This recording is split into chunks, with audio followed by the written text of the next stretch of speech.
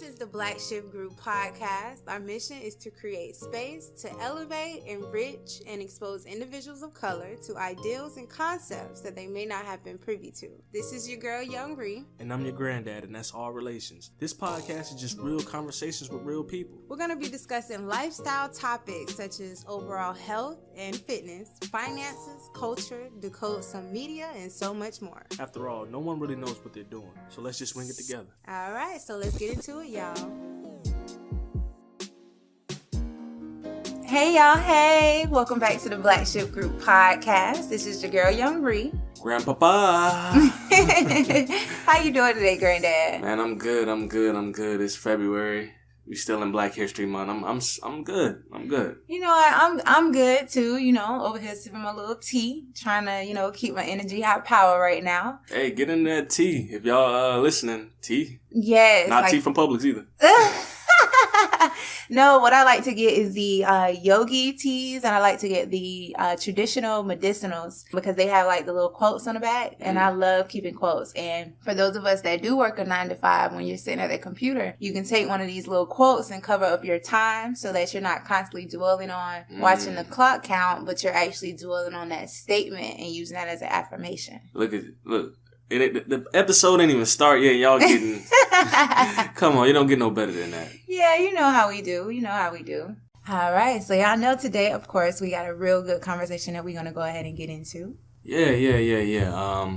Today, since it is Black History Month, I had the fortune to be brought up by two figures in Black history that, to me, are unsung heroes because they were activists and they did a lot for the community. It's pretty much my grandparents, my granddad and my great-granddad. I was fortunate enough to have both of them into my 20s. My great-granddad passed away when I was 22. My granddad passed away when I was 24. Okay. And my great-granddad, he was born in 1914. Wow. And he lived to be 100. And the good thing about it is that even into his later years, he had the memory of an elephant. Like, he could take care of himself. He could still drive himself to the store if he needed to. He was a pastor, but he never really forced religion on me. It was always life lessons as a black man that he always gave me. And the same thing for my granddad. He was a scientist and he was a black activist. So he didn't really conform to the whole religion thing. He believed that there was a God, but he didn't really conform to religion. And that's crazy because his dad is a pastor and he, doesn't follow in that footstep. But, okay.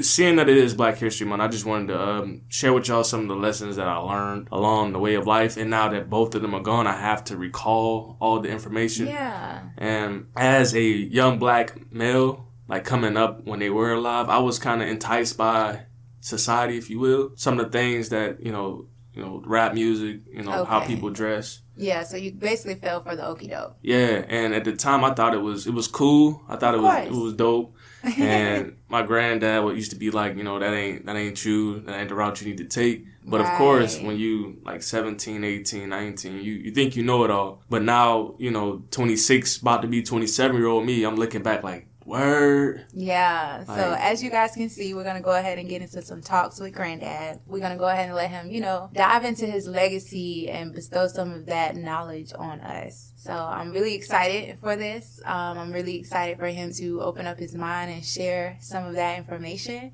And then, of course, y'all know I'm going to be coming with the hard-hitting questions. Originally, like my family in whole is from Louisiana. Okay. Louisiana, Mississippi area. Not so much Mississippi, but Louisiana is where we're from. Mississippi is right next door.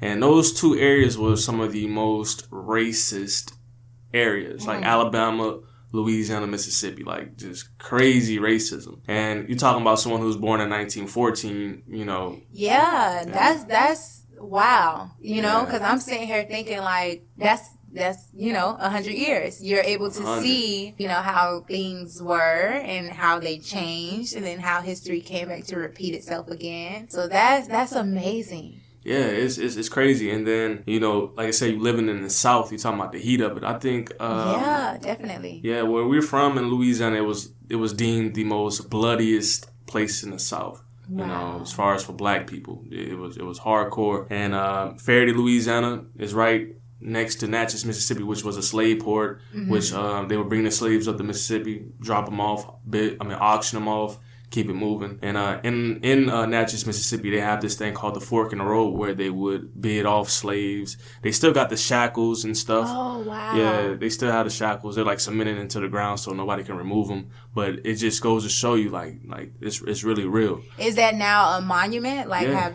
So they have went ahead and gave credit. Yeah, they enshrined it, and then there are like these little podiums that have like information on it, and it's like what Jay-Z said, you know, light skinned nigga, dark skinned nigga, you still a nigga. Right? Yeah, definitely. So it was this list of people, of slaves, and they had light skinned mulatto. Like, you light skinned, you still a nigga. You know what I mean? You still getting auctioned off. It don't matter. So it's crazy to see how people like to use this narrative of dark skin versus light skin. Right. Yeah, but at the end of the day, like Jay-Z said, you still a nigga. You still finna get auctioned off. It just goes to show. And I think I posted this on my Instagram. Gold sofas, if you don't know, it should be on there. I took some photos of it. It just goes to show you that for my great granddad who lived from 1914 up into 2014, you know, you saw that. You seen this go from that to where it is now. Definitely. Now, because I'm pretty sure you guys had a really great relationship for him to provide all this knowledge to you. What was his approach? Like, was it just in regular everyday conversations, or did he like designate time that, you know, I need to talk to y'all about this? Or what was his approach? Just, you know, getting it through you guys' head, how society is set up for us as people of color.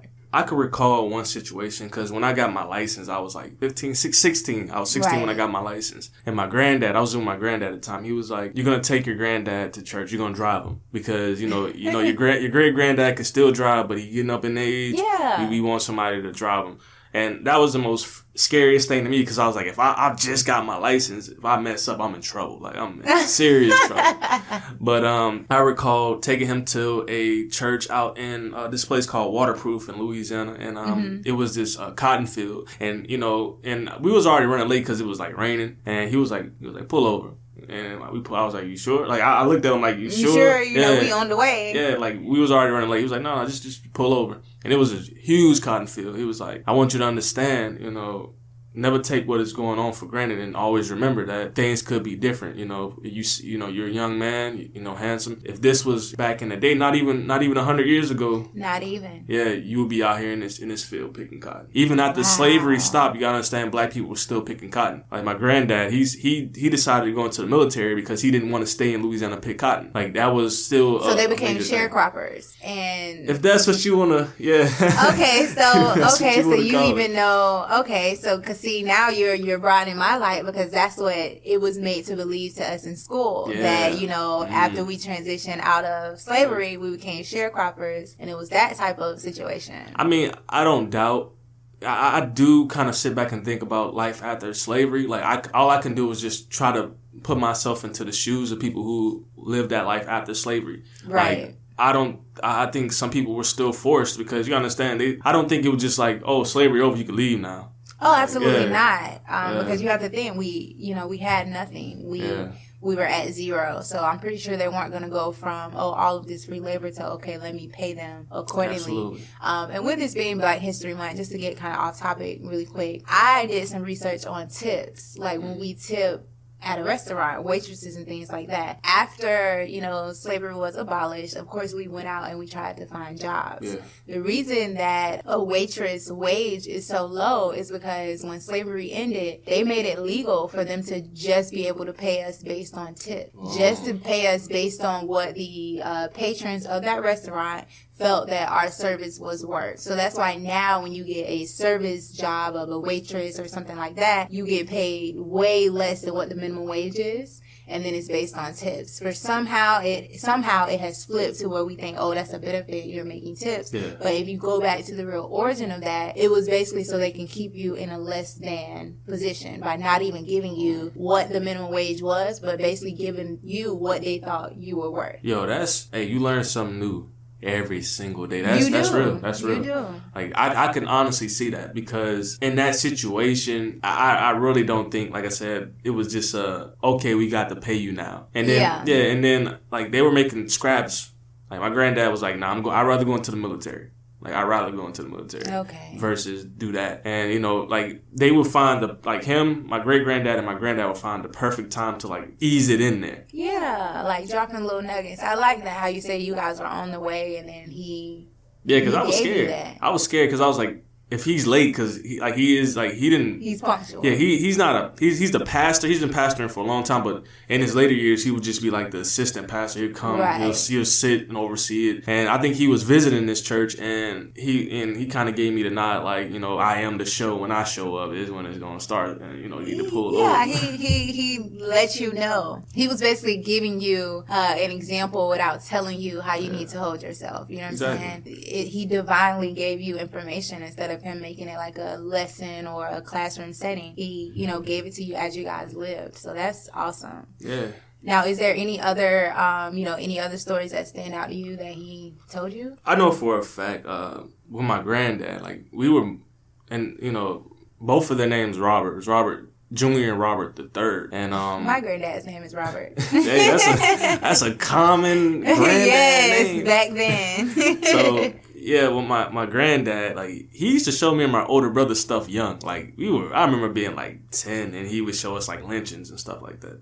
And he would just tell us, like he would know we would get mad at it because it'll be, like, little kids, like, white kids, like, smiling. Like, it was like a parade to lynch a black person. See, y'all, that's something that y'all probably don't know. It was, like, a parade to lynch a black person. Kids, they got, you know, like the MLK parade. Yeah, it's like a parade. Like, it's like like the Super Bowl kind of, sort of, like the town come out. It's like a celebration, like, to lynch a black person. I've seen, you know, just in doing research, I've seen where they've been like, oh, you can, like, buy picnic space for, like, 15 cents, and you have the option to bring your own food, or, you know, a meal would be included. Yeah. Like, it was really an event. That's something that, you know, last episode when we told you guys to indulge, this is public knowledge now. It's not hidden. It's hidden because you're not looking for it. Exactly. Because they're not going to tell you. But, yeah, that's something you should definitely dive into. Now, how did that make you feel? Because I felt like he had the approach of, you know, there's no point in me trying to sensitize it because it wasn't sensitized when I was that age. Yeah. So why would I? Yeah, and I think he knew, because when we would see this, like, of course, as a little kid, you seeing, like, black people, like, hanging from trees. It's crazy. And you see little kids, like, little kids, like, my age, like, in the photos, smiling, looking up. And then he would tell me, like, you know, that anger you got right now, I want you to harness that and go do something with your life. Because what you want to do is you want to go out there and you probably want to, you know, knock someone out, a white person out. He was like, but don't do that. No, don't do that, because that's what they want you to do. That's what they want you to do. They want you to be mad about it. Now you conform to it. It's like the one thing that these racist white people don't like is an educated black person. That is the most scariest thing in the world to them. Like, you can have all the money and all that stuff, but an educated black person, that is dangerous. That is the most dangerous thing in the world to them. So he was like, harness that energy and go do something productive with your life.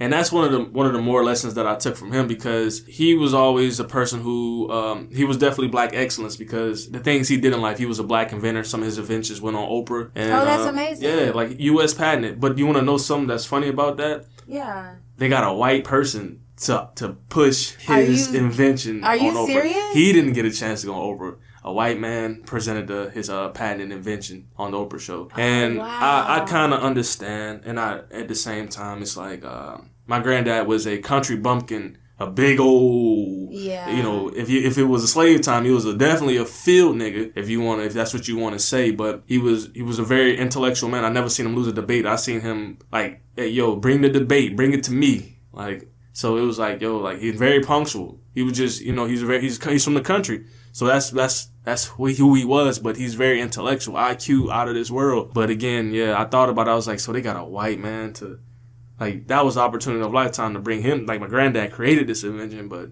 he didn't go on the show. And you know what? We should actually do an episode where we go into unsung heroes. Yeah. Because I'm pretty sure it's more than just your granddad that was impacted by that. Mm-hmm. Because, I mean, I know I said it a couple episodes ago, common sense. The person that's doing the work is going to find out how to make the work easier. True. You know what I'm saying? You know, it's very sad that we were impacted in this way. True. But I feel like at this point, we should educate ourselves and, you know, move forward. Most definitely. We have to. Yeah, I feel like people should look more into their history, because one thing that is for certain is that all this stuff didn't happen hundreds of years ago. That's the thing that people don't understand. This just happened like not only like 60 years ago. And within 50 years ago. That's within my mom's lifespan. Like, this was happening in the 60s. It was happening in the 50s. Like, that is not that long ago. Like, I understand it may seem like hundreds of years ago to you, but there's people who lived through that.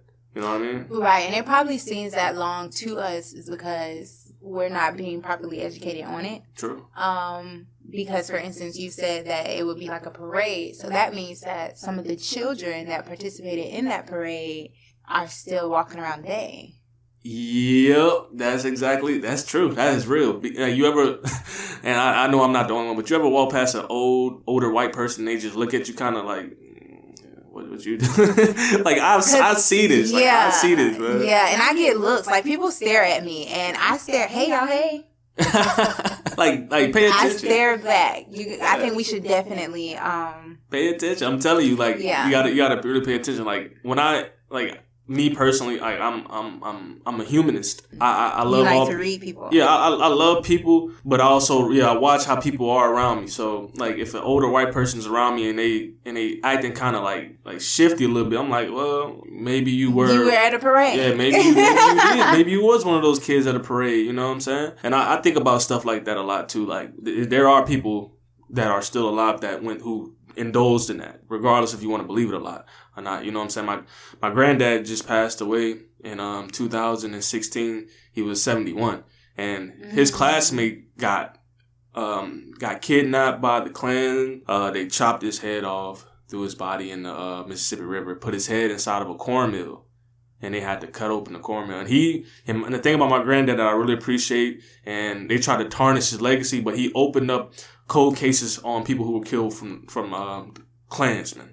Like, if your family member was killed by a Klansman, they reopened those cases to kind of bring closure to it. But the people who were the murderers and stuff like that, they were already like, they're like dead. Some of them dead. Some of them were like really old. It's like, just like some closure, I guess. But I really marveled at that, because my granddad, he was such an activist that he wanted to bring closure to certain people's families, especially in the area of Louisiana, Mississippi that we were from. It was a hotbed for that. It was a real hotbed for like Klans, black people getting killed and stuff like that. Okay, and then it's like with you saying that your granddad was an activist. Do you feel like you need to carry on that torch? You want to know something? That's a real good question. I've had this conversation with people. I definitely had this conversation. I feel like I do. Right. It's just the way of going about it that kind of gets me. It's like, how do I carry it on? Like, it's like being an activist nowadays is kind of oversaturated. Like, it's really oversaturated, because it's like how do you implement? Because I've got it firsthand, and that's the thing that I'm so grateful for, is because I was able to talk to my great granddad and my granddad, who both lived in it. They lived in it. You know what I'm saying? My great granddad was the first black person in his. They call them parishes in Louisiana, but it's basically like a county. Like, we live, you know, like that. But it's called a parish. He was the first person from his parish to vote when they allowed black people to vote. And he was one of the first black people in Louisiana to vote. And I remember he told me, it was a group of them, like, it's supposed to be like maybe like 20 of them that was supposed to vote. And it dropped down to like 5 because people were so afraid they had to get the National Guard to escort them to vote. And he was like, the atmosphere that was crazy, and he was like, they had so many threats. So like you niggas better not vote, you know, like crowds of people trying to keep black people from voting. But I think he said, I want to say he said it was 20 people, and only like 5 of them voted. Like, I know, and then that's showing up now today. That's why we have to learn our history. If you know, last episode we gave the assignment for you guys to go watch 13th on Netflix. And that's basically a legal version of slavery. And, you know, if you are a felon, you don't get to vote. Yeah. And basically it's the same thing. So here we are now today where they're trying to get laws passed for people that have a felony to be able to vote again. And it's a lot of people that are against that because they feel like, oh, you know, you've done this and this, you shouldn't have the option. But the thing is that the majority of the ones that have the felonies are black and brown. That's true. Like, and I understand why people want you to vote now, because it's people like my great granddad who had to go through that. Like, he said it when he went to go vote, it was white people out there just like, yo, we gonna get you, this and that. You got to be escorted by armed officers to go vote. And like you said, people were scared. It was 20 of them that was supposed to vote, and only 5 actually voted. Yeah. And that's something that I hold dear, because for his 100th birthday, it was some high power people who came to his birthday. It was some white people there, and I understood that some people understood the gravity of what my great granddad did. You know, he was, again, one of the first people in Louisiana to vote, probably and that was very legendary. HBO came out and did a special on his life along with my granddad, and I was fortunate enough to be in it for like 15 seconds. They just flashed the camera on. That's what's up. I was young, I had a little fro, and they just it was like they were breaking it down, and I was logged into what they were saying, and the cameraman just turned the camera on me, and they just showed me like sitting there, and I'm glad that I was in there for like 15 seconds, because it showed a youth, someone young, that was like 17, like engaged into what they were talking about. So that was a good look. I wish I could cite where the HBO series is so y'all could watch it. But me and my mom are definitely trying to look into that, to try to find it. Yeah, we're definitely trying to find it. That's crazy that you guys don't even have immediate access. Yeah, it's somewhere. I'm pretty sure my granddad was a very punctual man. Who knows what happened to it? But I remember my grandpa showed me. We sat down and we watched the full documentary, like HBO cameramen. It was like big cameras, all that. It was in my great granddad's house, and it was after church one day. And that was another scary day for me too, because he was like, "All right, you're gonna take your great granddad to church, and you're gonna bring him back. You need to be here at this time because HBO gonna be here." And I was like, "Oh my God!" I was like, "Oh, snap." That pressure. I was like, "Oh man!" Like okay.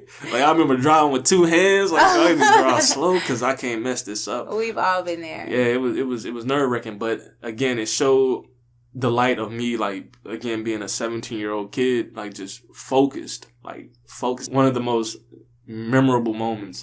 Yeah, I can see that you're very, very proud of your granddad, both of them, as well as the relationship that you have built with them. Just keep in mind that they are your ancestors, and they are immediately available to you. They are going to talk through you, if you do decide to carry on that torch as far as being an activist. Now, with that, considering that you have the knowledge of your granddad and you were able to see how he went about certain things as far as having the knowledge, with our generation, the activists that we have, around, I'm not going to call any names, but do you feel that they're going about it in the appropriate way? I feel like some of them. I feel like there are some that are doing a good job, and I feel like some of them are doing it just for the attention. Like we live in a society right now where it's a hotbed. It's like, okay, I can get in on this. And I feel like certain people aren't willing to make the sacrifices, like in so many ways, but I feel like certain people do use it just as a means to glorify themselves. And I don't want to say, I know a few offhand, but I don't want to say their name. Okay, well, I feel that. And with that, well, then what is the approach that you feel should be taken? Should we have more platforms like this where we're opening up discussion to get people, the wheels turning in their minds? Or should we, what is the approach that you feel? I definitely agree to that. I kind of feel like people aren't willing to really sacrifice. I knew when I talked to someone, I was like, yo, I kind of feel like I'm not doing what I'm supposed to be doing. Like, I always feel like, and that's why I went through so many careers, because I felt like I'm not doing what I'm really supposed to be doing. And you have to be willing to sacrifice. Like, I had to tell myself, like, are you willing to be hated? Like, in some, are you willing to have to talk about this? You become a target. You have to be willing to bear the pain. Like, you have to be willing to sacrifice, the ultimate sacrifice.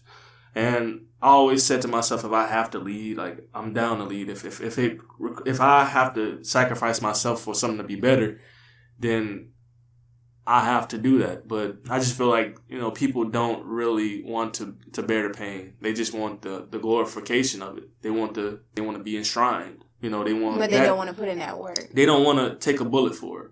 And I'm not saying that's what it takes, but I'm just saying they wouldn't. You don't want that. You don't want to go through like what Malcolm X went through. You don't want to go through that. You want the glorification of it. One thing that I do now that I do believe in, like now that my granddad has passed away, like when people used to say that a relative has visited them while they're sleeping in their dreams.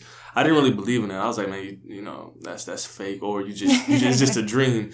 But I mean, he's come to me in plenty of dreams, and I'm very aware of the circumstances, because the approach that he came to me in my dream, like it was like I was in the middle of another dream, and then all of a sudden it just went white, and then it was just, so he hijacked your dream. Yeah, it was like in the dead middle of another dream, like, and I could recall that it was like something totally nothing to do with it. Just went white, and I was just like in a white room, and my granddad was against tattoos, and I got some tattoos. I got a sleeve, and I just heard his voice. He was like, "So tell me about these tattoos you got." Like that's what I heard, and then I looked up and I seen him, and I just gave him a hug, and I was like, "Yo, I miss you, man. I don't know what I'm doing. I don't understand. Like, what am I supposed to do? I need your help." And then he just told me he loved me, and then it was gone. It was over like that, like quick. Like it was probably like, if I had to say, like maybe 5 seconds, like, because maybe quick. The message was to let you know that, you know, I'm here, I'm aware, I can see the things that you're doing. You don't need me.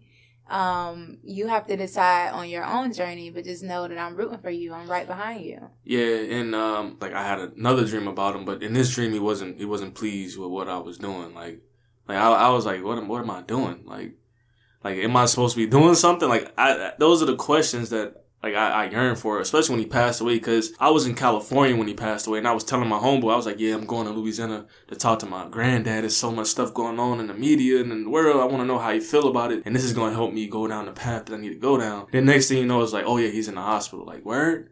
Oh, and then next thing you know, he's dead. Like, word?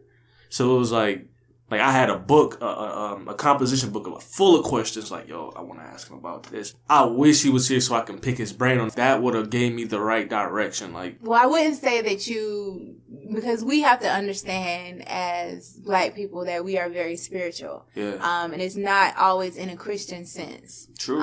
We have spirituality built into us. We have that dance naturally built into us. True.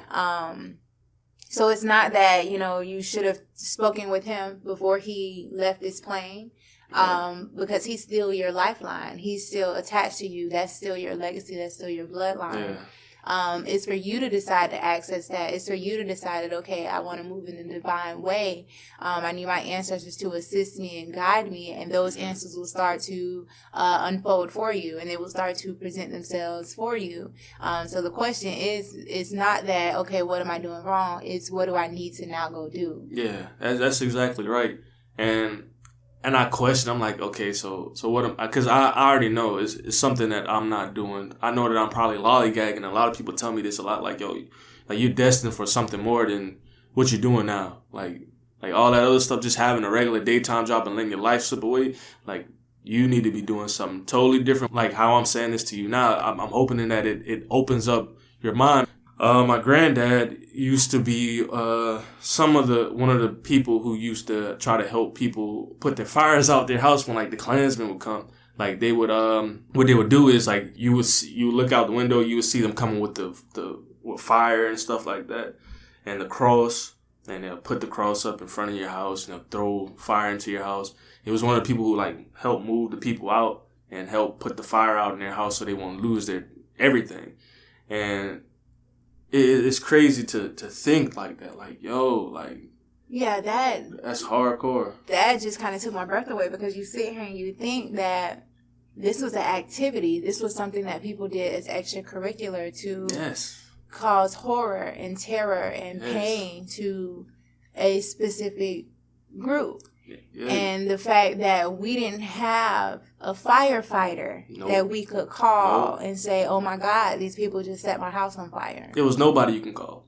Like, because the firefighter and the police officer probably was one of the people throwing the fire into your house. Right. So when we get into the statements of saying that, you know, you can't necessarily embrace a we are the world type of mindset right now, because you have to understand that a lot of these things were hidden from us. It was not in our history books. Even some of the books that have this information in it, it's hard for us to even get access to them. On Amazon, you can try to look up a book. You can pay upwards to $500 for a book on Black history. Because they want it to be hidden from you. They want it to not be accessible to you. So just wrap your head around that. Wrap your head around the fact that you're a little girl, 7 years old, a little boy, 7, 8 years old. You're in the house. Your parents look out the window. They see people walking up the street with a burning cross as well as torches. And they're preparing you to prepare yourself to get out of the house so that you don't die, but just know that you're going to lose everything that you have.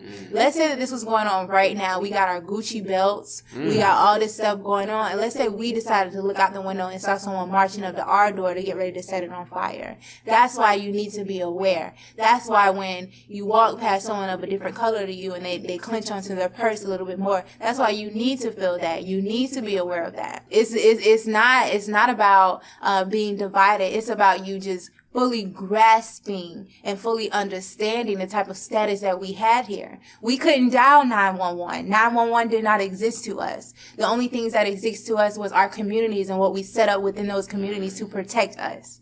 We don't even have that now. We shame our black communities within our cities because we feel like, oh, they're low privates, oh, they're not doing anything, and then we go move into a white neighborhood. Do you know what redlining is? You used to not even have the opportunity to move into another neighborhood because it used to be listed on a map, drawn out with a red line letting you know that you could not move here. You could not move here. As a person of color, they would not let you get that area. The black communities that we have set up right now, they're set up like that for a reason. The government set those up like that for a reason. Facts. That's real. So we have to stop trying to detach ourselves from our history. Whether it's negative or positive, we always found strength in whatever path they chose to put in front of us. And we always came out on top. That's what black excellence is. But it's like we want to distance ourselves from that so much. We want to say it's not like that so much. We don't even have each other's back. If we get sick, we don't have nobody in the community that we can call and have them come over and check on us. We got to go to their hospital. Yeah, that's real. And that it's one of those things like when my grandpa told me, like somebody probably listening to this and probably getting upset. This is what I want you to do. Like harness that. And it's the same thing that my granddad told me. Harness it and go do something productive. Be somebody who can probably be in place to change this type of activity. You know what I mean? Like go become a judge. So when, stuff like this happens, you have the power to not go be so lenient when other judges are lenient to racial profiling and injustice and stuff like that. Because back in the day, the guy, why the Klansmen wore hoods over their heads? Because when they got done doing that, they went back to being your doctor. They went back to being the judge, the cops. It's to hide their identity because whenever they get off work and they go to these rallies, cover up their face. Oh, they didn't want you to know that, oh yeah, the person who you going to the doctor to see was the person on a horse or, throwing shit through your window. Yeah, you have to understand that, like, even segregation, when that was taught to us, it just made it seem like it was little. Oh, it was the schools. It was the, water fountains. Nah. They gave you the bare minimum, but it was the hospitals. It was telephone booths. Mm-hmm. It was restrooms. It was where you could eat at within the restaurant, where you can sit at within the movie theater. Mm-hmm. It was any and everything. Think about things that you enjoy now. Your quality of life was all based on your skin, groceries, proper type of food that you consume. The proper nutrition. Yeah. Here in Jacksonville, we can cross over those bridges and you can go into a grocery store and there is literally no greens. There's no green food for you to purchase and eat. And if it is, it's to the bare minimum. It's the ones that have the least amount of nutrients.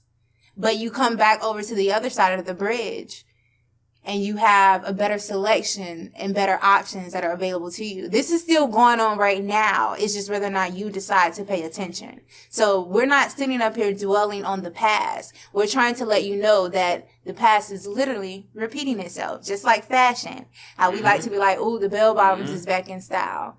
Ooh, this is back in style. Okay, racism is back in style. For sure. History repeats itself. And again, we're not trying to dwell on something. People like to say, oh, if you don't like to talk about it, it won't exist no more. Like, that is the most stupidest thing I've ever heard. If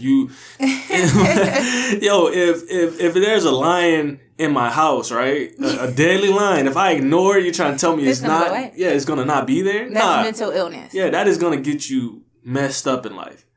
Like, how that lion's going to mess you up if you try to ignore it. Like, it's real.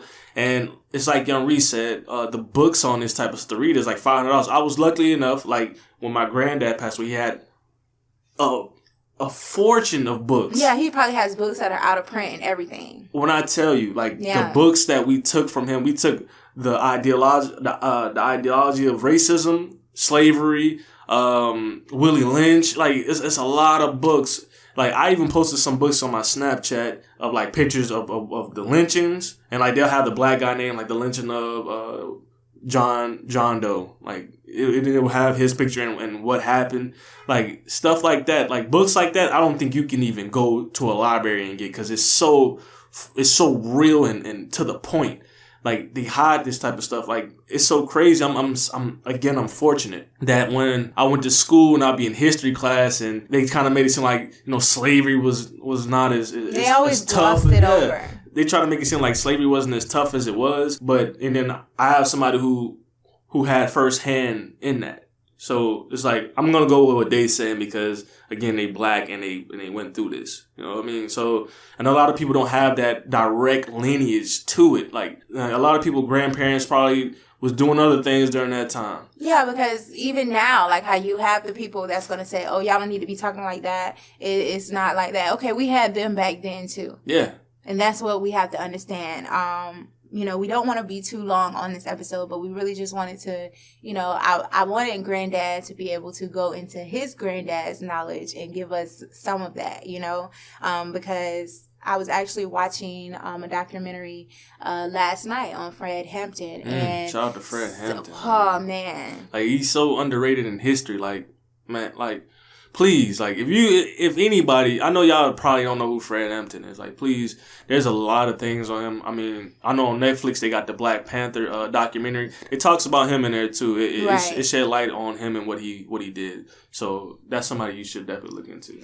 Definitely. And the documentary was actually on YouTube that I watched. And when you watch it, you see that, we still had the same type of flavor that we had now. You know what I'm saying? We still had the same swag and everything. Mm-hmm. It was just that was an educated black man that decided to stand for something. True. And, the particular scene that really stood out to me is someone had came up with basically a blueprint of what we should do with the community. Mm-hmm. They came up with a credit union.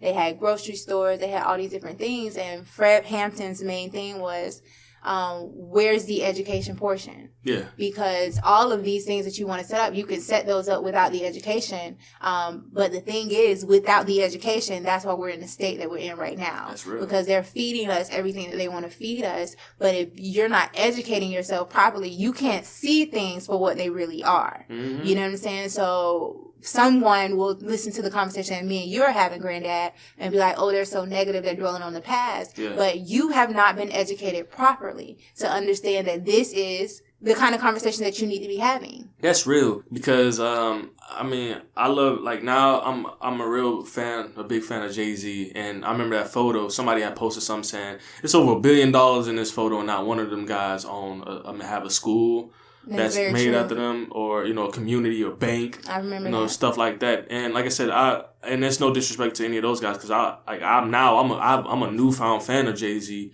but that's true. I am too. Like at first I really wasn't that big on him, but like the person that he's become is like very admirable. But at the same time, I get it. LeBron James, he's making a school. I hope that he instills some of the things in his school that is prevalent, because LeBron James has been very vocal about his activism in the NBA. Like he stood behind a lot of the things, like the Freddie Gray situation. Right. Like he's been vocal in that point. But that's very admirable that he's creating his own school. Like, we have all these celebrities with millions of dollars to get on IG and buy millions of dollars worth of jewelry, but you're not investing that into something that will carry your legacy. Yeah, it's to build a school and teach our own curriculum. Yeah. That's going to be the upper hand that we're going to be able to afford our people. But, we're going to go ahead and wrap it up here. I feel that we had a great discussion pertaining to Black History Month and, getting some of that legacy that your granddad's bestowed upon you. Do we have an assignment for them today?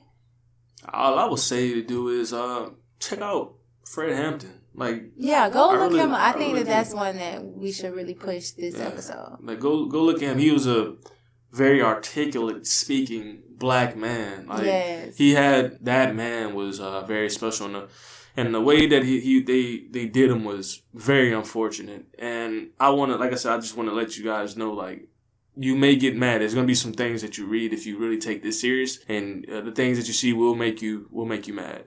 But again, like, just harness that and go be somebody. Be somebody who can make changes, like somebody who can instill things, because, you know, you get mad at the situation and you want to go beat somebody up or rob someone, you end up in jail. That's what they want you at. Yeah, because that's now free slavery. Free slavery. You can't even vote no more now. That's a double whammy. Yeah. Slavery again, and you can't lost vote. your right to vote. Yeah, you can't do none of that. Again, you know, so yeah, I'm gonna push 13th Amendment again. Yeah, I'm gonna definitely. push Fred Hampton. Definitely. Of course, I'm always gonna push Black Magic 363. Check it out. Because YouTube. that gives us everyday events, but we have the elders over there that relate it back to the history and showing you how it's showing up today. True. Which is the same thing that happened in the past. So, you know, I do appreciate you all once again for taking a listen to us. We are available on IG, Facebook, and Twitter.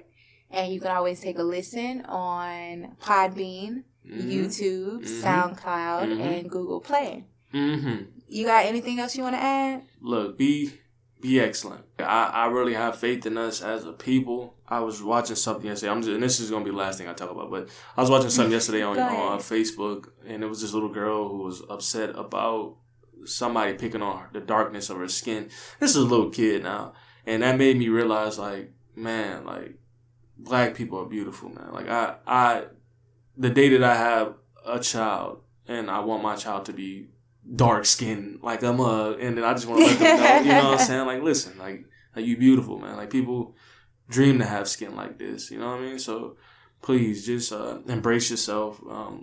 Look into the things that me and Reed tell you to look into to broaden your mental spectrum, and, you know, just be cool out here. Yeah, and then you guys know we always have the platform set up so that through your research, if you see or find anything that you want to share with us, because we don't know everything, you know, and I stand by that, and I want to forever be learning. I have 2 ears to hear and only 1 mouth to talk, so definitely feed us like we feed you.